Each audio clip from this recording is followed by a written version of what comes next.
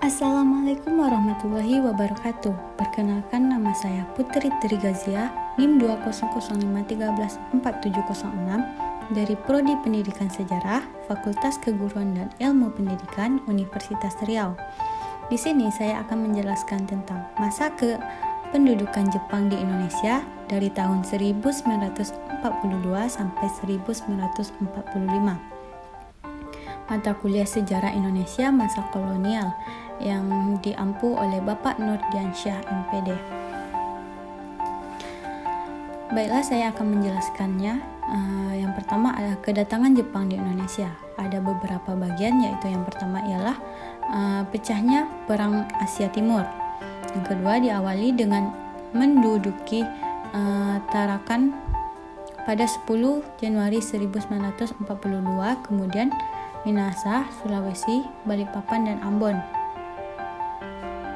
Yang selanjutnya pada Februari 1942, pasukan Jepang menduduki Pontianak, Makassar, Banjarmasin, Palembang, dan Bali. Singapura jatuh ke tangan Jepang pada 15 Februari 1942. Pasukan Jepang melakukan serangan ke Jawa dengan mendaratkan di daerah Banten, Indramayu, Karagan, antara Rembang dan Tuban.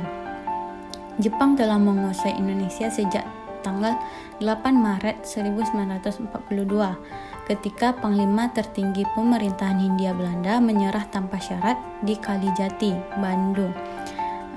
Tujuan kedatangan bala tentara Jepang ke Indonesia adalah untuk menanamkan kekuasaannya. Adapun upaya Jepang untuk memikat hati rakyat Indonesia ialah yang pertama melakukan gerakan 3A, dimaksud untuk meraih simpati rakyat Indonesia bahwa Jepang datang untuk membebaskan Indonesia. Adapun semboyan dari 3A ini ialah itu Nippon Cahaya Asia, yang kedua Nippon Pelindung Asia, dan yang terakhir Nippon Pemimpin Asia. Yang selanjutnya ialah PUTERA, yaitu Pusat Tenaga Rakyat, dibentuk 1 Maret 1943 untuk menggantikan gerakan 3A. Dipimpin oleh 4 serangkai, yaitu Bung Karno, Bung Hatta, Bung Ki Haji Dewantara, Kiai Haji Mas Mansur, dengan tujuan untuk meningkatkan semangat bangsa Indonesia dalam membantu pemerintah Jepang dalam perang melawan sekutu.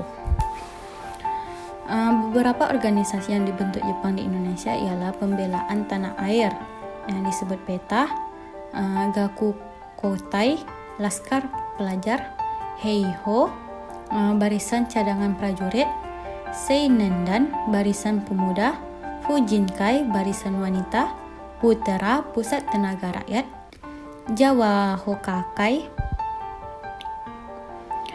Keibodan, Barisan Pembantu Polisi, Jibakutai, Pasukan Berani Mati, Kempetai, Barisan Polisi Rahasia. Adapun perlawanan rakyat terhadap Jepang ditandai dengan beberapa peristiwa, yaitu yang pertama peristiwa Chot Plie di Aceh pada 10 November 1942, yang kedua peristiwa Singaparna, ketiga peristiwa Indramayu pada April 1944, yang keempat perlawanan PETA di Meureudu Pidie pada Aceh November 1944, dan yang terakhir perlawanan PETA di Gumilir, Cilacap pada April 1945. Dampak penduduk Jepang dalam berbagai aspek kehidupan bangsa Indonesia diantaranya ialah yang pertama aspek politik, yaitu pada tanggal 20 Maret 1942 mengeluarkan peraturan yang melarutkan semua organisasi politik dan asosiasi bentuk. Yang kedua ada aspek ekonomi dan sosial, di mana diarahkan untuk kepentingan perang dan seluruh sumber daya alam yang digunakan hanya untuk perang. Yang terakhir ada aspek kehidupan militer, di mana situasi di medan perang Asia Pasifik semakin mempersulit Jepang.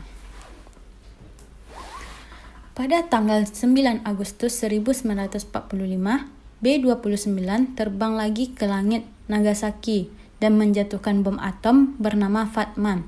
Bom itu membunuh 39.000 hingga 80.000 jiwa. Pada akhirnya, Kaisar Hirohito mengumumkan bahwa Kekaisaran Jepang menyerah pada tanggal 15 Agustus 1945 dan ditandatangani secara resmi pada tanggal 2 September 1945.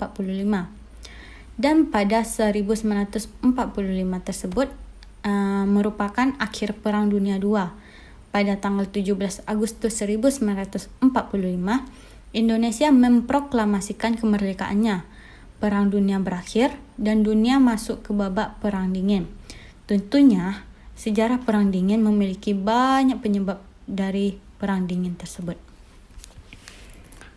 Baiklah, sekian yang dapat saya sampaikan. Atas segala kekurangan dan kehilafan kata, saya mohon maaf. Saya akhir wabillahi taufiq wal hidayah. Wassalamualaikum warahmatullahi wabarakatuh.